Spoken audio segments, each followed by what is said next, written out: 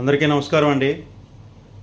JT Ramarao AP JAC నాయకులు మరియు Congress party senior నాయకులు నిన్న తూర్పుగోదావరి జిల్లాలో నేషనల్ హైవేకి సంబంధించి ఒక సమీక్షా సమావేశం జరిగిందని, ఆ సమీక్షా సమావేశంలో రాజమండ్రి ఎంపీ పురంధేశ్వరి గారు పాల్గొని అన్ని అనుమతులు వెంటనే ఉన్నాయని, టెండర్లు కూడా పిలిచారని, త్వరలో పనులు ప్రారంభిస్తామని చెప్పి ఆవిడ మాట్లాడారు.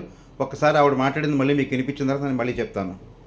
ఏదైతే నేషనల్ హైవే 16 మీద రాజమండ్రి జిల్లాలో అంటే పార్లమెంట్ నియోజకవర్గం నుండి వెళ్ళేటువంటి 11 కిలోమీటర్ల స్ట్రెచ్ రాజానగరం నుండి మొదలుకొని ఈ 11 కిలోమీటర్ల దివాన్ చెరువు దగ్గర ఎండ్ అవుతుంది. ఈ 11 కిలోమీటర్ల స్ట్రెచ్ ఏదైతే ఉందో దానికి సంబంధించినటువంటి అంశాల మీద డిస్కస్ చేయడానికి, అంటే ప్రజలు ఏమి ఎక్స్పెక్ట్ చేస్తున్నారు, మనం వారు ఏ రకమైనటువంటి పనులు చేపట్టాలి ఈ నేషనల్ హైవే మీద అనేటువంటి విషయాల గురించి ఇందులో ప్రధానమైన విషయం ఏంటంటే, అసలు ఆవిడకి ప్రాజెక్టుల మీద అవగాహన ఉందో నాకు తెలియదు.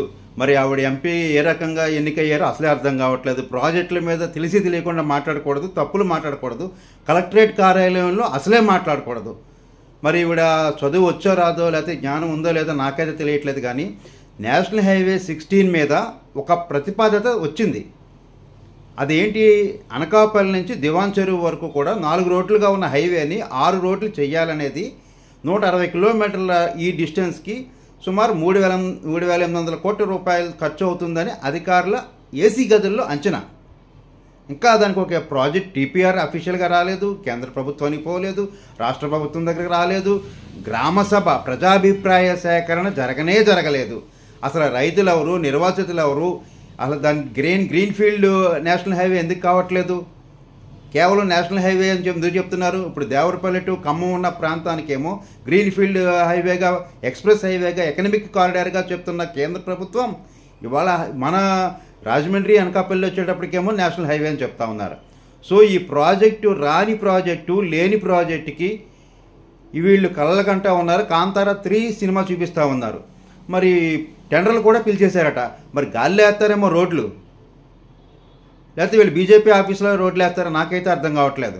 ఒక గ్రామ సభ లేకుండా, ఒక డిపిఆర్ లేకుండా, ఒక ఎస్టిమేట్ లేకుండా, ఒక ప్రాజెక్ట్ రిపోర్ట్ లేకుండా, ప్రజల అభిప్రాయం రాకుండా, రైతుల అభిప్రాయం కానీ స్థానికుల అభిప్రాయం కూడా తెలుసుకోకుండా, ప్రాజెక్టు వల్ల నష్టాలు ఏంటి, పర్యావరణ నష్టాలు ఏంటి అర్థం లేకుండా ఓ ప్రాజెక్ట్ వచ్చేసింది, పనులు మొదలెట్టేస్తాము, 11 కిలోమీటర్ల డిస్టెన్స్లో మమ్మల్ని అడిగారు, అధికారులు రాసేసుకున్నారట, ఎమ్మెల్యేలు తల ఊపారట. అమ్మ పురంధేశ్వరి గారు, మీకు మళ్ళీ నేను చెప్తా ఉన్నాను, రాజమండ్రిలో మీరు పనిచేయాలంటే నిజాలు మాట్లాడండి. విశాఖపట్నంలోనూ బాపట్లలోనూ చెప్పినట్టు అబద్ధాలు చెప్తే మేము ఊరుకునే ప్రసక్తి లేదు. మరోసారి ఇలాంటి తప్పులు పొరపాట్లు చెప్పినట్టయితే కనుక మీ కార్యాలయాలని ఇళ్ళని కూడా ముట్టడిస్తామని చెప్పి నేను తెలియజేసుకుంటా ఉన్నాను. జేటీ రామారావు, ఏపీ జేఏసీ నాయకులు మరియు ఏపీ కాంగ్రెస్ పార్టీ నాయకులు.